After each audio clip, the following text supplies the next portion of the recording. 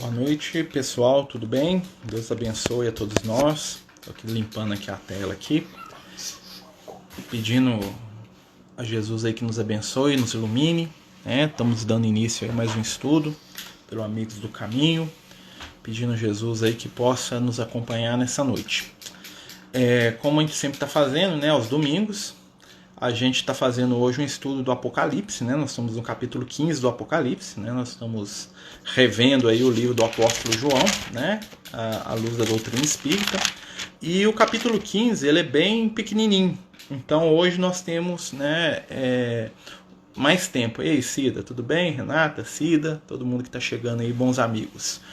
E então a gente vai aproveitar hoje também, né, para se tiver alguma dúvida, alguma questão dos capítulos anteriores, né, ou sobre o próprio Apocalipse que vocês estão achando aí que seria interessante de ser abordado, né, coloquem aí pra gente, né, porque esse capítulo de hoje, o 15, ele é bem curtinho mesmo, dá pra gente fazer ele aqui com uns 15 minutos, nós pegamos tudo que tem nele.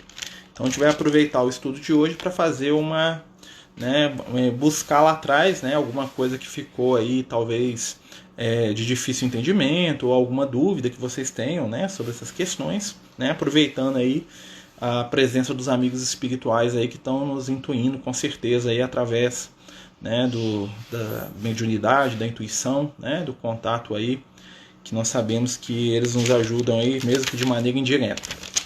Então, né, nós estamos no capítulo 15 e como, né, todos os capítulos continua com o nosso querido João tendo uma visão, né? O João ele vai relatar para a gente as suas percepções espirituais e dentro dessas percepções, né, ele vai colocar aqui esses símbolos, né, esses inúmeros símbolos aqui que a gente vai ver aqui na Bíblia, né, com o intuito mesmo da gente tirar um aprendizado espiritual. E olha só, então o apóstolo João continua aqui escrevendo. Aqui nós temos que lembrar, né, que o João Evangelista, apesar de ser, né, o discípulo mais jovem de Jesus, na época que ele escreve o Apocalipse, ele já era um senhor bem idoso, quase 100 anos de idade. Ele já estava no final da vida dele, né? Então os outros discípulos, os outros apóstolos já tinham todos desencarnado, já tinham todos retornado para a pátria espiritual. E o apóstolo João, vamos dizer assim, nas palavras do Dr. Bezerra de Menezes, era a última estrela evangélica que estava na Terra, né? Ele estava em Éfeso, né, que hoje fica na Turquia, né? Nessa época aqui em particular, ele estava preso na ilha de Patmos, né, que é uma ilha vulcânica, né, no Mediterrâneo. E nessa ilha, através dessas visões que ele vai tendo, ele vai escrevendo, né, o último livro da Bíblia, que é o livro que nós chamamos de Apocalipse, né, que em grego quer dizer revelação, ou seja, tirar do véu. Tá? Então as palavras Apocalipse, né, a palavra Apocalipse quer dizer aquilo que vai ser revelado, que vai ser explicado, que vai ser ensinado. E esse é o objetivo nosso aqui, né, com o estudo. Então está escrito assim, ó: depois vi no céu outro sinal grande e admirável. Lembrando, né, que dentro da construção de símbolo aí que a gente tem trazido, sempre que aparece o céu, né, no texto bíblico, no texto evangélico principalmente, nós estamos falando da consciência. Tá? Apareceu a palavrinha céu, nós estamos falando da consciência, e não do céu, né, a atmosfera planetária. Né? Não é o conteúdo gasoso da nossa atmosfera. Tá bom? Aqui o céu é a consciência, tá? Então, quando Jesus fala Pai Nosso que estás no céu, quando o pessoal fala que Jesus subiu para o céu, né, são o quê? Está ali referindo-se à nossa consciência. Então, o João ele vê no céu outro sinal grande e admirável, ou seja, existe aí um outro momento, né, que a nossa consciência vai despertar, né, que é um sinal grande, né, um momento de um acordar da nossa consciência. E ele fala assim, ó: 7 anjos que tinham as 7 últimas pragas. Olha que interessante, né? O número 7, que é a representação da perfeição, né? Sempre que aparece o 7 na literatura bíblica, está se falando com algo relacionado ao perfeito. Tá? Então o 7 é o símbolo da perfeição, ele representa, né, quando ele aparece grafado no texto bíblico, que estão sendo faladas de situações perfeitas, ou da perfeição em si. E ele vê 7 anjos, né? Ou seja, 7 mensageiros, ou seja, uma mensagem perfeita. Tá? O anjo é o mensageiro, né? O anjo é o portador da mensagem, né? A própria palavra anjo, né, quer dizer isso, né? São os mensageiros do mais alto. E então a mensagem perfeita que fala sobre as 7 últimas pragas. O que é a praga, tá, gente? A praga é, dentro do contexto bíblico, aquilo que nós chamamos de causa e efeito, ação e reação. Então, né, são as 7 últimas, ou seja, o final, tá, do movimento evolutivo que nós chamamos de mundo de prova e expiação. O que é expiação? A expiação está ligada diretamente, né, com a causa e efeito. Ou seja, é o olho por olho, dente por dente, é o aqui se fez, aqui se paga, né? É aquilo que o Moisés trabalha com a gente na lei da justiça, que nós tanto gostamos. Né? Nós falamos muito em amor, mas a justiça ainda movimenta o nosso espírito de uma maneira muito mais profunda. Né? Porque para viver o amor, você tem que aplicar o amor para aquele que erra com você. Né? Já a justiça, né? Quando eu exijo a justiça do meu próximo, daquele que erra, né? Naturalmente eu me coloco debaixo da asa da justiça também. Né? Então aqui ele está falando da última praga. A última praga, né? Os últimos momentos de praga, são os últimos momentos em que a causa e efeito, a ação e reação vão dominar a nossa caminhada evolutiva. Então nós estamos aqui nessas reencarnações, indo e voltando, né? Então a gente erra e a gente sofre a consequência do nosso erro para poder aprender, para poder melhorar, né? Então a gente faz uma coisa errada e naquela coisa errada nós temos uma limitação. Então se eu roubo muito, eu venho sem a condição financeira. Se eu trabalho mal a relação afetiva, se eu desrespeito a minha companheira, a minha família, eu reencarno numa condição em que eu não vou ter uma companheira ou eu não vou ter uma família, né, para aprender a respeitar e valorizar aquela família. Se eu não respeito o meu corpo, eu reencarno com um corpo adoentado, um corpo, né, que não vai atender as minhas necessidades. Né? Então é a lei da causa e efeito, né, que é a questão da praga aqui, tá? É a ação e reação. Mas, né, conforme diz lá o Paulo de Tarso, né, que eu gosto muito dessa frase dele, Jesus nos ensina o caminho sobremodo excelente. Qual que é o caminho sobremodo excelente? É o caminho do amor. O caminho do amor, né, que nas palavras do apóstolo Pedro, lá na sua epístola, fala assim pra gente: o amor cobre a multidão do pecado. E que é o pecado a não ser, né, o desequilíbrio entre aquilo que a minha consciência me pede e aquilo que eu consigo fazer na minha matéria. Ou seja, a minha consciência fala assim: Marcelo, você dá conta de compreender o seu irmão. Mas eu chego e falo: eu não quero compreender, eu quero passar o trator na cabeça dele. Aí eu entro em estado de pecado. Né? A minha consciência fala assim: Marcelo, você dá conta de trabalhar, você dá conta de ser útil. Mas eu falo assim: não, eu quero ficar dormindo o tempo todo. Então eu entro em desequilíbrio de consciência entre aquilo que eu dou conta, que eu sei que eu dou conta, e aquilo que eu faço de verdade, né? Aquilo que está no meu céu, entre aquilo que está na minha terra, ou seja, aquilo que eu estou pensando que eu sei que eu dou conta, e aquilo que eu quero ou não quero fazer fisicamente. E aí eu entro em estado de pecado. Quando eu entro em estado de pecado, eu caio na causa e efeito, na ação e reação. Mas, né, Jesus nos ensinou o caminho sobremodo excelente. Qual que é o caminho sobremodo excelente? É a lei do amor. Porque quando eu aplico o amor na minha vida, né, aplicando em favor do meu próximo que também erra comigo, né, quando eu não exijo reparação do erro alheio, e sim eu coloco o perdão como ferramenta de reconstrução espiritual, eu saio da onda da causa e efeito. Ou seja, quando eu erro, eu também não vou precisar ressarcir. Porque quem sabe amar já superou a justiça. A justiça, ela existe espiritualmente até o momento que eu aprendo a amar. Quando eu aprendo o amor, a justiça deixa de ser necessária para mim, para o meu movimento evolutivo. Então eu já não preciso que ninguém me pague, não preciso pagar ninguém, porque eu estabeleci a lei do amor como ferramenta para o meu crescimento espiritual. É um momento que nós estamos chegando ainda, né? Porque a gente já conhece a lei do amor, Jesus já ensinou para a gente essa lei através da prática, né? Mas nós ainda temos, né, um apego muito grande pela justiça. Por quê? Porque nós exigimos a justiça do outro. Eu quero ver que o outro pague, eu quero que o outro se lasque pelo que ele fez, eu quero que o outro, né? Então quando eu exijo justiça para o meu irmão, eu estou exigindo para mim também. E esse é o grande dilema evolutivo que nós estamos passando. E esse capítulo aqui, o João está falando disso. Tá? Ele fala assim: porque, né, com elas é consumada a ira de Deus. Ou seja, no momento que a causa e efeito deixa de existir para mim, eu começo a entender Deus de um outro jeito. Acabou esse negócio de ira de Deus. Tá? Então, com as 7 pragas, a ira de Deus é consumada. Ou seja, vai acabar a ira de Deus. Não que Deus se ire, tá? Mas vai acabar essa visão que muitos de nós cultivam de um Deus vingativo, de um Deus que pune, de um Deus que está aqui para ser freio, né, e não incentivo da nossa evolução. Muitas pessoas relacionam-se com a divindade, com a ideia de Deus, né, de uma maneira quase que amedrontada, né, porque temem um ser superior que irá castigá-los pelos seus erros, quando na verdade Deus não castiga.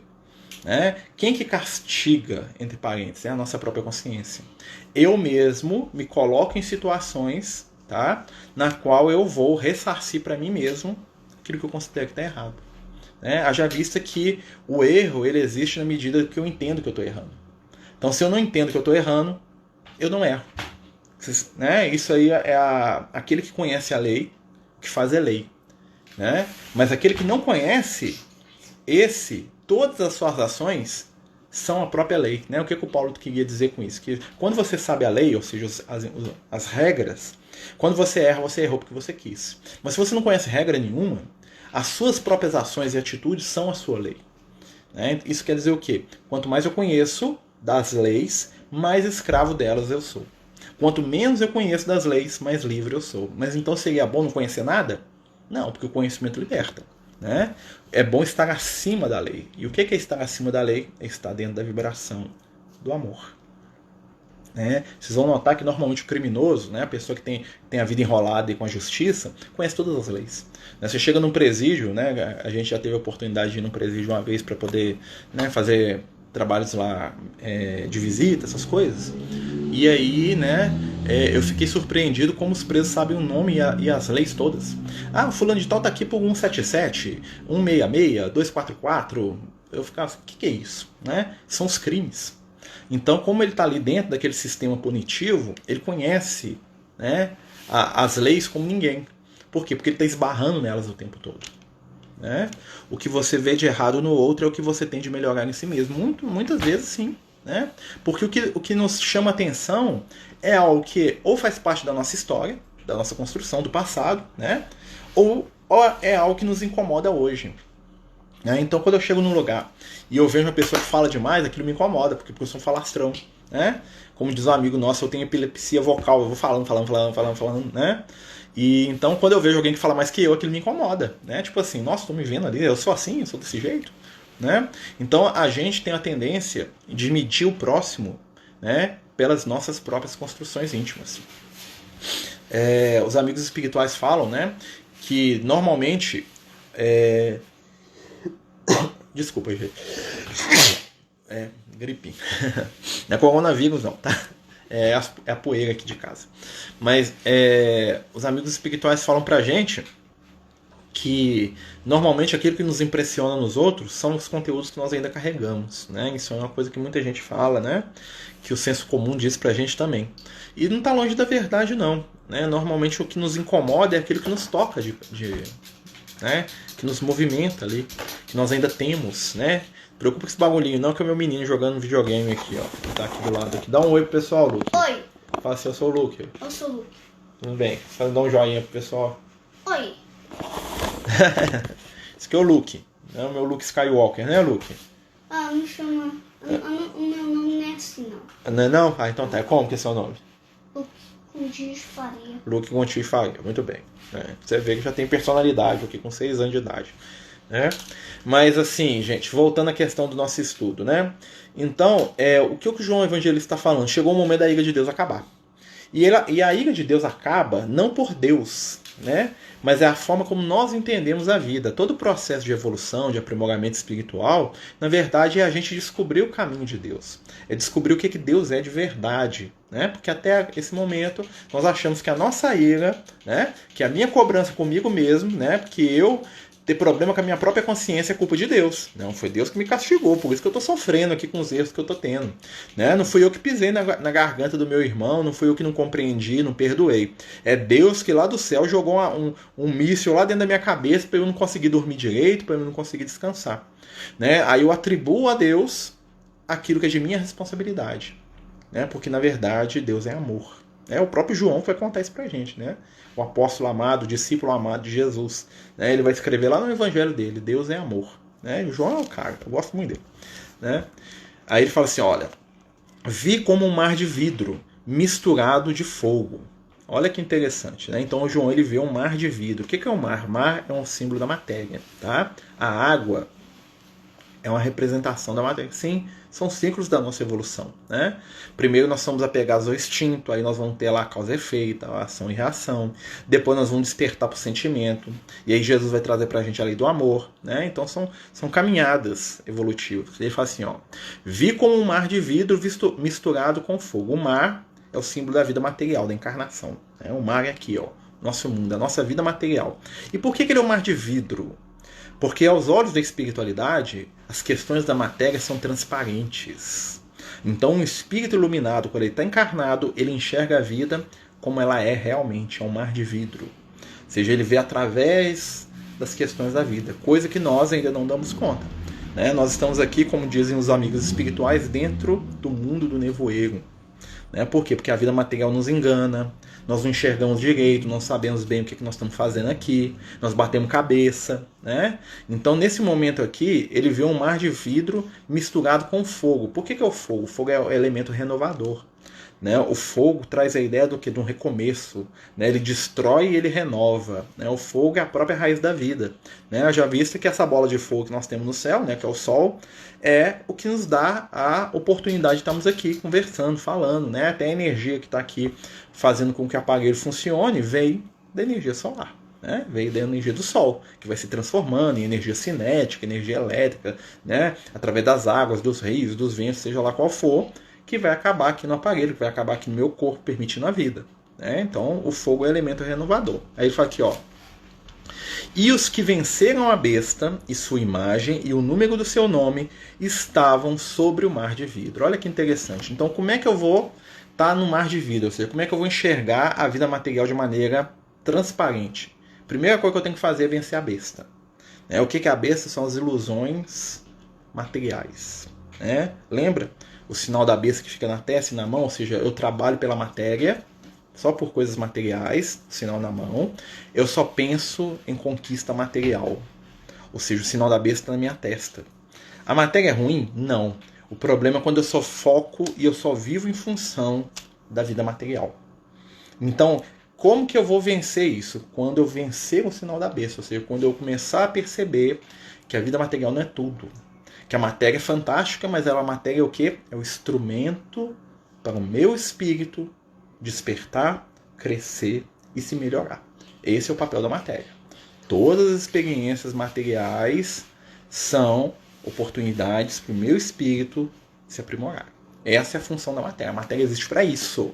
Tá? Nós estamos encarnados aqui no plano físico para nos tornarmos pessoas melhores, para exercitarmos o nosso amor. E tudo, trabalho, dinheiro ou não, riqueza, tudo que tem na matéria são instrumentos para essa melhora. Ou seja, tudo bom, desde que eu saiba usar.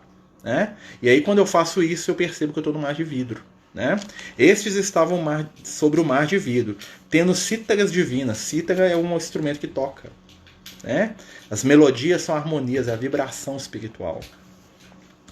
E cantavam o cântico do servo de Deus, Moisés, e o cântico do Cordeiro. Né? Ou seja, são aqueles que venceram as etapas evolutivas lá do Moisés, né? Que são os extintos, e que cantavam o cântico do Cordeiro, né? Que é Jesus, né? Que é a lei do amor. Ou seja, eles são espíritos com experiência. E dizendo: grandes e admiráveis são as tuas obras, ó Senhor Deus onipotente. Justos e verdadeiros são os teus caminhos, ó Rei dos séculos. Quem não te temerá, Senhor, e não te glorificará com o teu nome? Com efeito, só tu és misericordioso, em consequência do que todas as nações virão e se prostrarão na tua presença, porque os teus juízos foram manifestados. Olha que interessante. Então, o que esse cântico aqui representa, tá, gente? Saber o papel de Deus na vida. Saber que Deus ordena tudo, que nós estamos dentro desse processo, que é um processo para a nossa felicidade, né? E que tudo que existe na matéria serve ao espírito. Ou seja, a vida material ela não é ruim. A vida material ela tem um objetivo. E qual que é o objetivo da nossa vida material? Nos dar estrutura para o despertar do nosso espírito eterno. Ou seja, então, o meu emprego, o meu trabalho, a minha família, as pessoas que eu amo, né? Tudo isso é muito bom, desde que eu saiba, né, que tudo isso concorre para eu me tornar um ser melhor. O grande problema que nós temos enquanto espíritos, enquanto encarnados, é que nós esquecemos da vida espiritual e achamos que a vida material é tudo que importa. E aí nós saímos, né, da nossa caminhada, paramos de andar pelo caminho, né, e aí nós nos estabelecemos no caminho. Ficamos parados, né, morando na estrada, como dizia um sábio, né, judeu. Então muitas vezes a gente fica morando na estrada. E a vida material é estrada. Né? Por isso que os amigos, né, se movimentam pelo caminho. Por isso que os seguidores de Jesus são os companheiros do caminho. Por quê? Porque o caminho ele tem que ser traçado. A vida material é o caminho. Então eu não moro na beira da estrada. Né? A estrada eu uso para chegar em determinado lugar. Muitos de nós, esquecidos da viagem, armamos a nossa barraquinha na beira da estrada e ficamos ali achando que aquilo ali vai ser para sempre. Enquanto o nosso objetivo não é morar na estrada, e sim utilizar a estrada para chegar lá no real objetivo, que é o amor, que é a luz, que é o despertar espiritual. Né? É disso aqui que o João está falando para a gente. Depois disso, né, ele contando, vi que se abriu o templo do tabernáculo do testemunho do céu. Nossa Senhora, o templo do tabernáculo do testemunho do céu. O que é isso, meu Deus do céu? Né? Nada mais é do que a nossa consciência mais profunda. Né? O ser crístico dentro de nós. Lembrando que Cristo é uma condição espiritual, tá, gente? Que todos nós vamos despertar em determinado momento. Então, algum dia nós vamos despertar o nosso lado crístico. Né? Jesus é um ser que chegou nesse nível e voltou para nos ensinar como é que é o caminho. Né? Por isso que ele veio aqui para nos ensinar a despertar em nós o divino. Né? Aí ele fala assim, ó, vi que se abriu o templo do tabernáculo do testemunho no céu. Ou seja, a nossa consciência, quando a gente descobre isso aqui, né, quando a gente cresce espiritualmente, a gente vai ver a vida material de maneira transparente. Ó, a vida material serve para isso, beleza. Estou aqui encarnado, vou ser feliz aqui no plano físico, dentro dos limites que a matéria me permite. Mas quando eu descubro isso aqui que o João está ensinando para a gente, o que vai acontecer? Nós vamos nos despertar, né, para o nosso real potencial divino. E aí que é o segredo da coisa. É aí que o João Evangelista ele vai viajar com a gente aqui, né, nas ondas aqui do Cristo, nas ondas de Jesus, né, porque isso é íntimo de cada um de nós vai despertar, né, esse tabernáculo, esse templo, né, que está na nossa intimidade. Né, tem um menino pulando aqui do lado aqui, né, mas tá brincando, tá, gente? Continuando. E os 7 anjos que traziam as 7 pragas saíram do templo. Olha que interessante, né? Então os anjos saem. Né? Por quê? Porque chegou o momento de a gente se livrar da causa e efeito, da dor, do ressentimento, do ódio, da amargura. Eles saem do templo, eles saem da nossa intimidade. Né? Chegou o tempo da gente ver Deus como amor, não como um Deus de ira. Né? Lembrando, Deus ele não ira com ninguém, não. Tá? Deus é amor. Nós é que entendemos Deus desse jeito porque nós ainda somos infantis na nossa visão de Deus. Né? Que vive pelos séculos dos séculos. O templo encheu-se de fumo pela majestade de Deus e pela sua virtude, e ninguém podia entrar no templo enquanto não se cumprisse as 7 pragas dos 7 anjos. Então o que aconteceu aqui? Resumo da ópera. Né? O que o João Evangelista está ensinando aqui pra gente? Nós estamos num momento de despertar espiritual, se a gente está acordando. Opa! Né? O que nós viemos fazer aqui na Terra? Chegou o momento do nosso despertar. E esse despertar, ninguém vai poder entrar no nosso templo. O templo aqui é intimidade, tá, gente? Enquanto esse processo de transformação não acontecer com a gente, ninguém entra. Ou seja, normalmente o nosso processo de despertar espiritual, ele é íntimo, ele é solitário, ele é único. Né? Então, esse processo espiritual, ele vai depender das nossas escolhas, das nossas posturas, né? Daquilo que a gente está fazendo. Para vocês verem, o capítulo 15 aqui do Apocalipse ele é bem curtinho, né? Isso aqui resume o capítulo 15. Né? Então agora nós vamos abrir aí para quem quiser fazer alguma pergunta, né? Alguma questão, fiquem à vontade aí, né? Escrevam aí para a gente que a gente vai trabalhando. Lembrando, gente, que, né, fazendo um resumo aqui, né, seguindo aqui a orientação aí dos nossos amigos, a ideia do estudo do Apocalipse, né, para que ele serve? Para nos situar no momento que nós estamos vivendo hoje. Como um momento de transição, de transformação. Né? É a hora da nossa mudança. É a hora do nosso despertar. E aí, Zé Geraldo, tudo bom? Bem-vindo, amigo. Tudo em paz? E o que acontece? Né? esse momento que a gente está vivendo, né, que as pessoas estão aí morrendo de medo de vírus, morrendo de medo das transformações que estão acontecendo, né, é um momento único. Né, é um momento que, se a gente pegar, vamos dizer assim, a onda espiritual que está sendo trazida para a gente, nós vamos evoluir muito rápido. Nós vamos dar um salto assim, ó, evolutivo, igual muitos de nós deram na época de Jesus. É como no momento que Jesus esteve na Terra, é como se Jesus tivesse ligado ali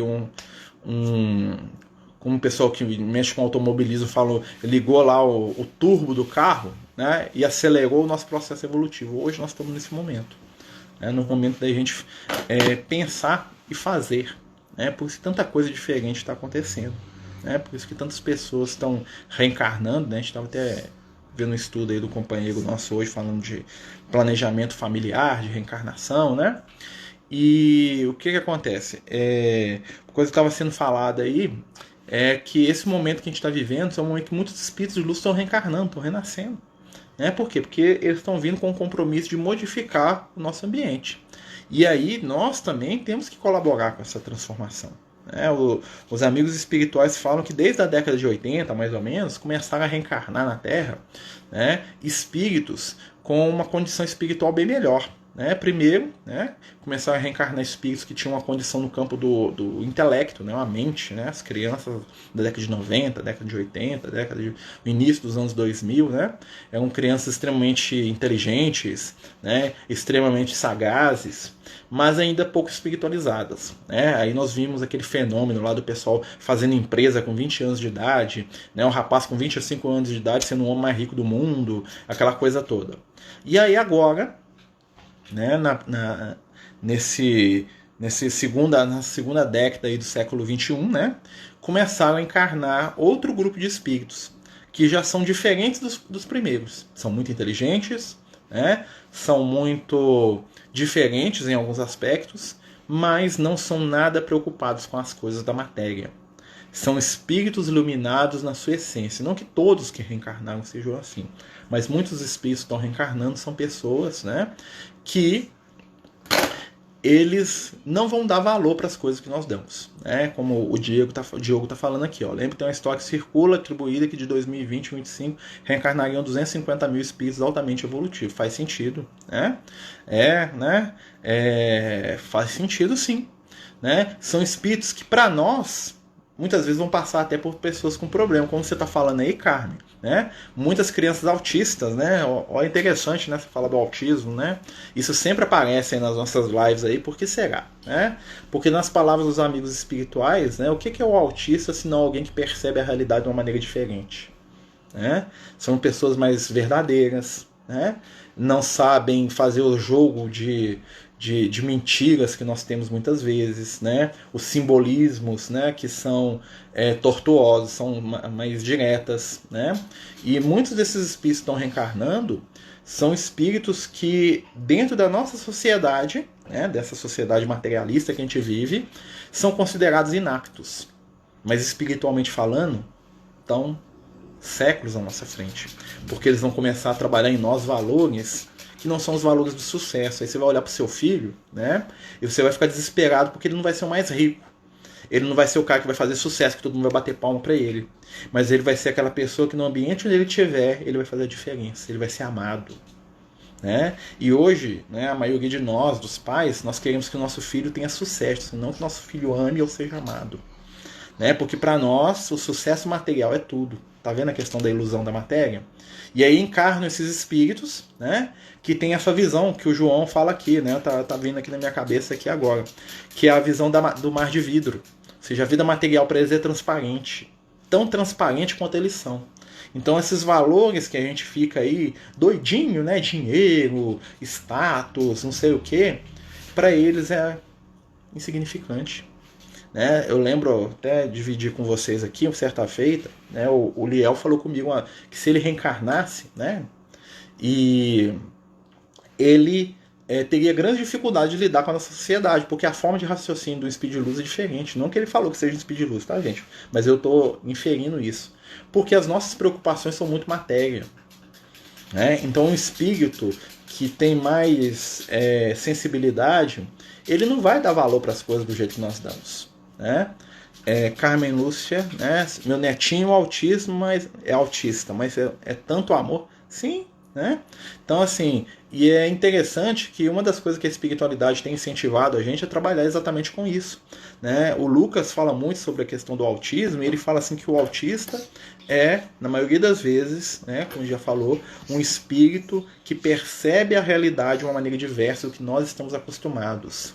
E aí eles estão reencarnando para poder transformar a nossa própria estrutura cerebral, né? Ou seja, esses espíritos eles estão reencarnando para poder modificar a forma da nossa cognição, da forma como a gente entende, que a gente percebe as coisas, né? Peraí, deixa eu só voltar aqui. Toda vez que dá uma trombeta é um momento de despertar da consciência. Era uma sequência ou de forma alternada. Como saber em qual momento de despertar nós estamos? A trombeta é aquilo que nos chama. A trombeta já diz, né? É alguma coisa que está acontecendo e que nós não vamos. Ninguém vai perder. Por quê? Porque está gritando. Sabe quando aquilo está gritante dentro de você? Eu tenho que fazer isso. Eu tenho que mudar aquilo. Né? Então é o som de trombeta. Ou seja, você não vai se enganar, não. Preocupa não, Eduardo. Você não vai se enganar. Né? Porque a coisa ela vai, né, despertar de uma maneira tão forte que você vai falar, ó, tá gritando aqui no meu ouvido. Né? Jesus falava isso. Aquilo que vocês aprenderam em separado, gritem sobre os telhados. Jesus era bem, né, direto com essas situações. Nesse contexto de planejamento familiar, qual a visão da doutrina espírita com relação aos métodos contraceptivos? Olha, a opinião da doutrina espírita, né, é que é melhor um método contraceptivo do que um aborto. Né? Claro que a gente sabe que existem casos aí que o aborto, né, ele se torna um dispositivo, né, válido no sentido, né, das violências, das doenças, de muitas outras coisas aí, né, que no próprio livro dos Espíritos, o Kardec ele aborda isso com a espiritualidade e os espíritos falam para ele, ó, se tiver uma situação em que a mãe e o filho, né, e a vida da mãe corre risco, e se o médico vê, né, no aborto a única solução para salvar a vida da mãe, que se faça um aborto. Né? Então os espíritos eles não são ferro e fogo com tudo. Né? Claro que quando você pensa no aborto de maneira aí, porque eu quero, né? Porque eu resolvi, né? Qual o motivo? Porque eu não quero ter filho, só isso. Aí já é uma coisa que você tem que avaliar melhor, né? Mas do ponto de vista que a nossa legislação, que o nosso, né, a espiritualidade, eles têm muito equilíbrio com isso, tá? Muitas vezes quem não tem equilíbrio de lidar, de explicar situações somos nós encarnados, os espíritos não. Né? Mas o planejamento familiar faz parte desse contexto também, né? Porque existe planejamento familiar no mundo espiritual, né? O que acontece muitas vezes é aquele limite, né? É um planejamento familiar ou egoísmo, né? Porque às vezes você vê lá nos assistidos nossos lá famílias com 12 meninos, a gente fala assim, nossa, que exagero, como é que essa dona tem 12 filhos, meu Deus do céu, não tem condição para ter nenhuma. Mas ao mesmo tempo, né, você vê casais aí que tem uma condição financeira invejável, né, e falam assim, eu não posso ter filho, eu não dou conta. Aí você pensa assim, uai, se esse espírito não está conseguindo encarnar, né, numa família onde o pai e a mãe têm uma renda aí de 20, 30 mil reais por mês e eles falam que não estão dando conta, para onde que esse espírito vai? Esse espírito vai lá para aquela família carente, né, que vai lá viver de cesta básica, que vai lá viver lá na beira da favela, lá, né, sendo marginalizada por nós, né, porque a responsabilidade é nossa, ele vai encontrar um ambiente para reencarnar ali. Né? E aí aquele pai, aquela mãe, né, que falam assim, mas eu não consigo, é muito caro ter um filho. Né? O que vai acontecer? Ele está passando o presente que ele iria receber para a espiritualidade. Né? Então planejamento, né, também envolve o quê? O abrir mão. Né? Então muitas vezes algumas pessoas, né, são mais movidas pelo egoísmo, tá, do que pela prudência. Né? Porque assim a gente sabe que todos nós podemos fazer muito. Né? E mas eu não posso ter filho. Olha, tem a adoção. Né? Tem crianças aí para ser adotada. Né? Então talvez, né, se essas famílias que não pudessem ter filho adotassem, né, estariam recebendo em casa espíritos que são afins, pode ter certeza. Mas todo espírito adotado, toda criança que é adotada por uma família é um espírito, tem uma ligação espiritual com eles. Sempre. Né? Nenhuma pessoa vai num orfanato, em algum lugar, olha no olho de uma criança e fala assim, vou te adotar por acaso. Então, em vários orfanatos existem crianças, né, que muitas vezes estão esperando pela visita de pais e mães que seriam, né, espiritualmente e que são espiritualmente comprometidos com elas. Tá? A gente tem muito essa coisa do sangue, aquela coisa assim, mas os nossos laços com os espíritos não são sanguíneos, não. Né? Você pode ter um filho biológico e você pode ter filhos pelo coração também. É uma coisa para a gente poder pensar. Né? E o planejamento familiar envolve isso. Né? Então, se a gente tiver, no dia que a gente tiver enquanto sociedade essa visão, a coisa vai fluir. Né? Mas voltando aí à questão aí do João Evangelista, né? Nós estamos falando aqui do Apocalipse, né? E é interessante aí o pessoal falando do autismo aí também. Né? Essa questão toda do autismo está sendo muito trabalhada hoje. Né? Eu li numa matéria, se eu não me engano, que no Japão 1 de cada 30 crianças é autista. É isso mesmo? Estou recorrendo a Ednei, ali, que é especialista ali no assunto, estudiosa do tema. Então, sim, estudiosa sim, especialista não. Não, lá, é estudiosa. Que é, né, porque eles falam que 1 de cada 30 e poucas crianças traz a característica do autismo. Né? E o que é ser autista? Né? De pensar bem. Né? Antigamente a gente tinha aquela vez. Nos Estados Unidos, 54. Nos Estados Unidos, 1 em cada 54. Né? E a gente pensa assim, autismo pra gente até há pouco tempo era aquele menino que não interagia com ninguém. Né? Então isso já mudou.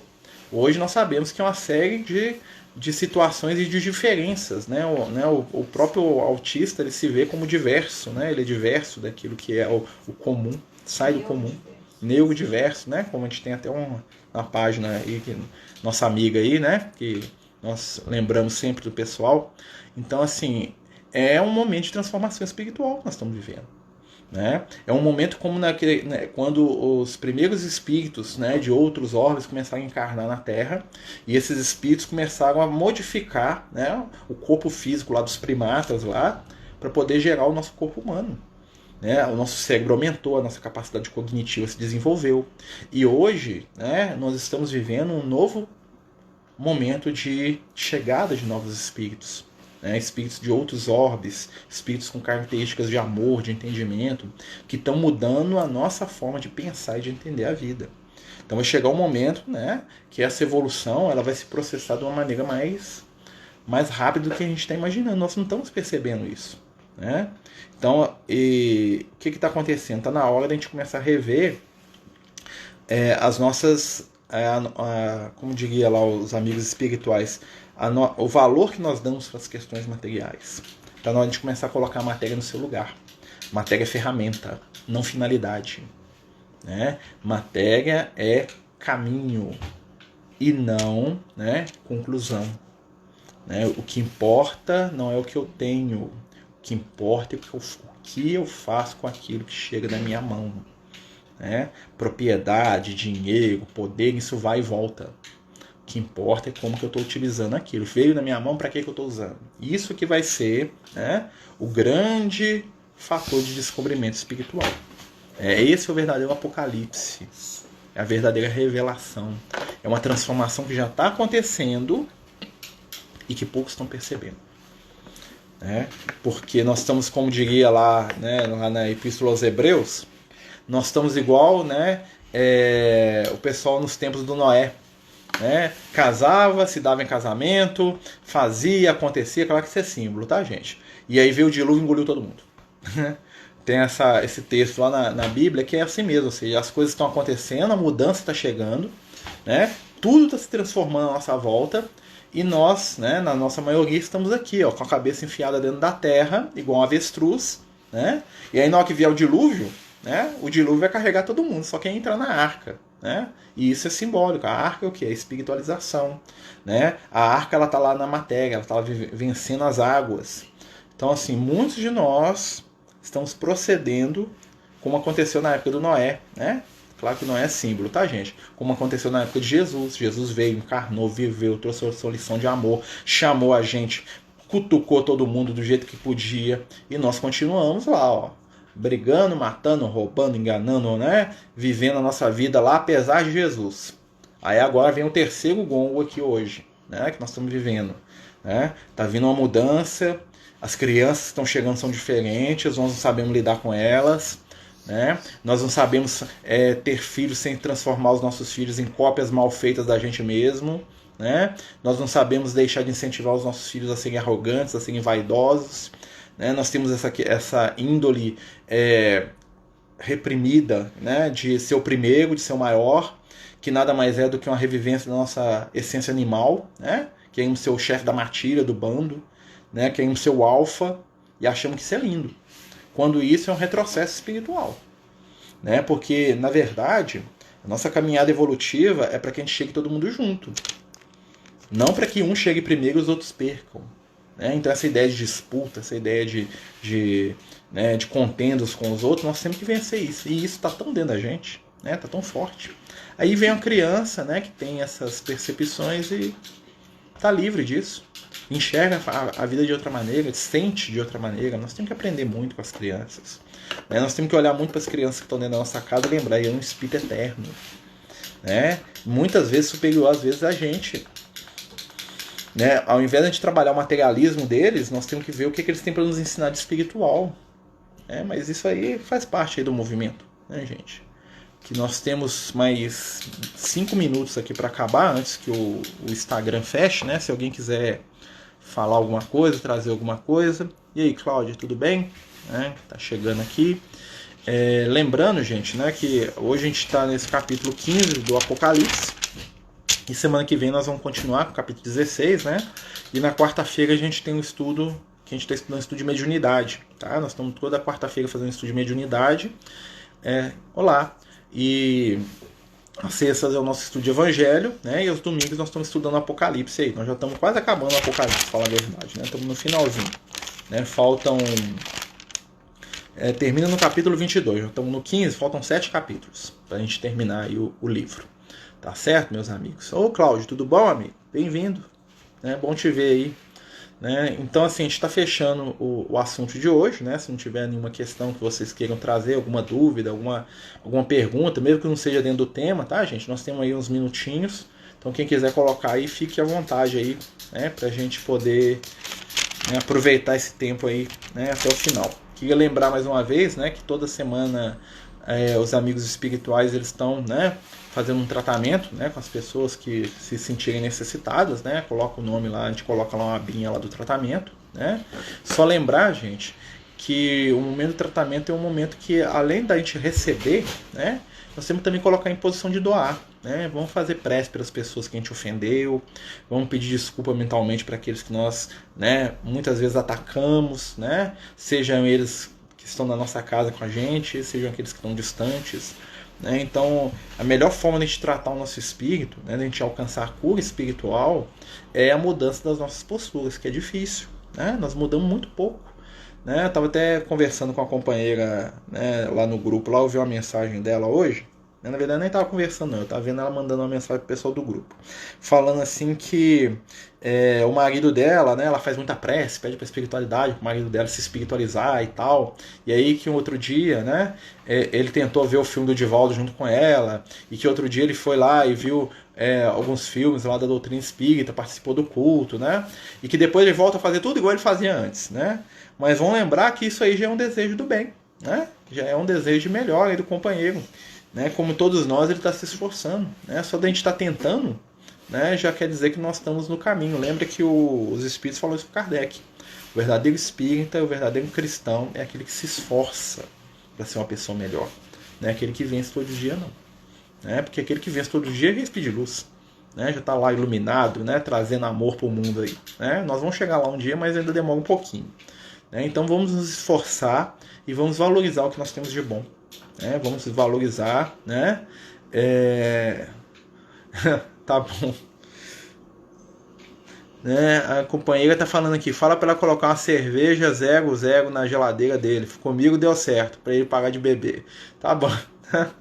Né? Se ela estiver vendo, quem sabe, né? Tudo é intenção, gente, né? Aquela coisa, gotinha, gotinha vai funcionando, né? E a gente muda, né? Todo mundo muda. Né? E vou lembrar que não é só a gente ou o outro que tem problema. Né? Nós também temos muitos defeitos. Né? Nossa Senhora. Né? Então a gente vai mudando, zero álcool. Uhum. né?